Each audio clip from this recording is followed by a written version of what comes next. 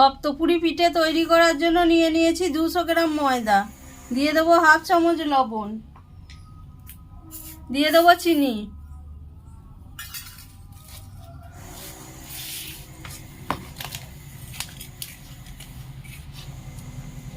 এবার অল্প অল্প তালের পাল্প দিয়ে আমি মেখে নেবো।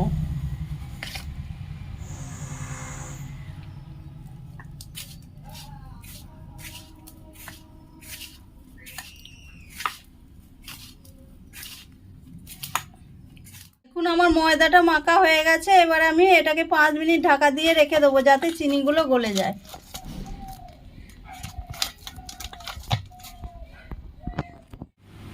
আমি গ্যাসে একটা কড়াই বসিয়ে নিয়েছি আর তাতে দিয়ে দিয়েছি 500 গ্রাম দুধ, আর এই দুধটাকে আমি এবার ফুটিয়ে ঘন করে নেব। দেখুন আমার দুধটা ঘন হয়ে গেছে, এবার আমি দিয়ে দেবো নারকেল কুড়া, এবার দিয়ে দেবো চিনি,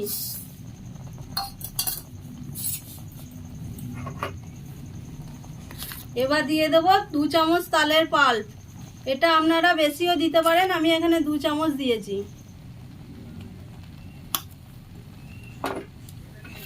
এবার এই সবটা উপকরণ দিয়ে আমি ভালো করে নেড়ে নেব।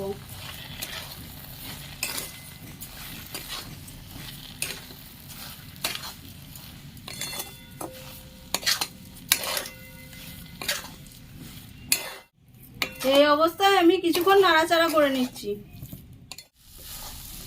দেখুন আমার নারকেল দুধ আর তালের মিশ্রণটা তৈরি হয়ে গেছে, আর এটা আমি 10 মিনিট ধরে মিডিয়াম টু লোয়ে রেখে অনবরত নেড়ে এটা তৈরি করে নিয়েছি।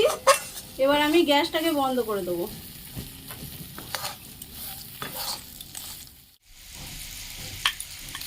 আমি একটা গোল লই করে নিয়েছি, এবার একে লুচির মতো বেলে নেব।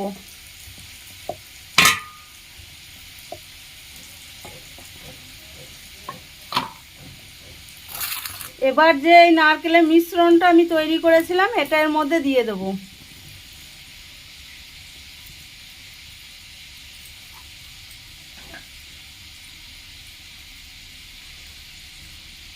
এবার আমি এটাকে মুড়ে নেব।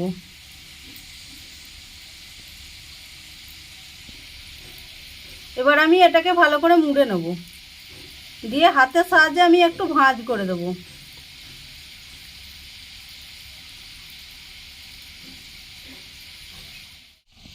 এবার আর একটা লই নিলাম, এবার এটাকে গোল করে নেব। এবার নারকেলের মিশ্রণটা আমি দিয়ে দেবো।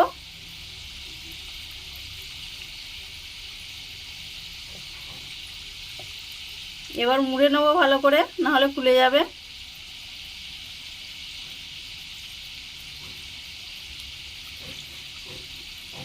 দিয়ে আমি হাতের সাহায্যে একটু ভাঁজ করে নেব।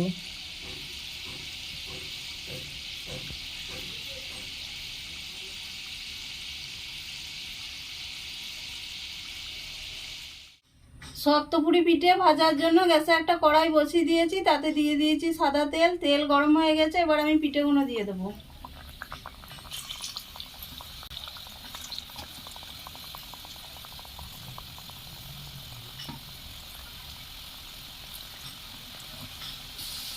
একদিক ভাজা হয়ে গেছে, এবার আমি উল্টে দেবো।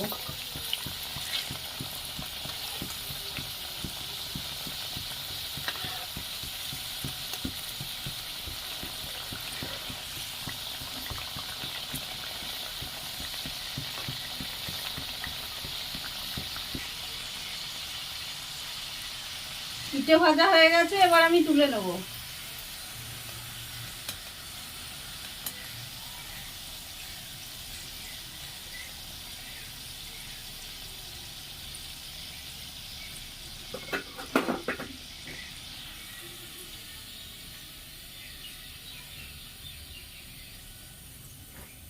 এবার বাকি পিঠেগুলো আমি ভেজে নেব। দেখুন বন্ধুরা, আমার তালের সপ্তপুরি পিঠা তৈরি হয়ে গেছে। এই পিঠাটা আপনারা অবশ্যই বাড়িতে বানিয়ে দেখবেন, আর যদি ভালো লাগে তাহলে আমাকে একটা লাইক, শেয়ার, সাবস্ক্রাইব করবেন।